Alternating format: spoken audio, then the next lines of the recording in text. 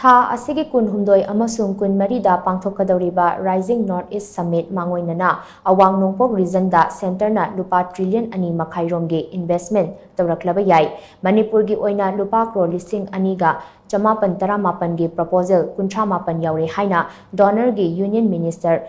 Jyotiraditya Scindia na phongdokkhre hiram asiga mari lainana Union Minister Jyotiraditya Scindia na hai haukhiba yumsa kaisa numit phawbada ministry na pirakpa lupa trillion ama dasmit ama anigi proposed investment phangle masina leibak asigi maru oiba private sector company sing Reliance Tata Sons Birla Ambuja Neogia ITC amadi Adani Group yauna state na chalaiba firm singi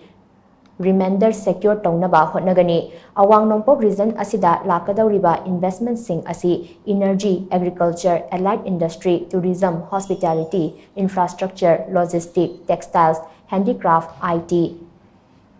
its education skill development healthcare entertainment amadi sports yauna tongan ba sector singda thadarakadabani Manipur yauna Awang Nongpok state singi growth rate asi yamna wangba maramna investment tawbada return wangna lakpagi oithokpa lei center na pirakpa lupa trillion ama dasmit ama anigi investment proposal Jatre kuntra nithoi phangle masigi manungda Manipur gi Oina Lupa Crore Lising aniga chamapan taramapan gi proposal kuntra mapan yauri Arunachal Pradesh ki Oina Lupa Crore Lising kun mariga chahum kuntra nipan gi proposal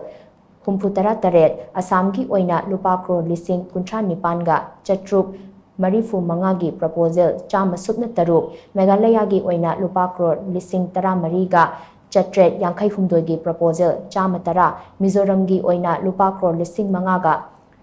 Chamatara Mathogi proposal Humputara Manga Nagalandgi Oina Lupa Crore Lising Nipanga Chatruk Humputara Mathogi proposal Marifu Nithoi Sikimgi Oina Lupa Crore Lising Taruka Chatret Nimputareki proposal Chamatara Amadi Tripuragi Oina Lupa Crore Lising Tara Mathoiga Chatret Yankai Mangagi proposal Chama Kuntra Nithoi Yauri Hainasu Mahangna Makhatana Phongdokkhre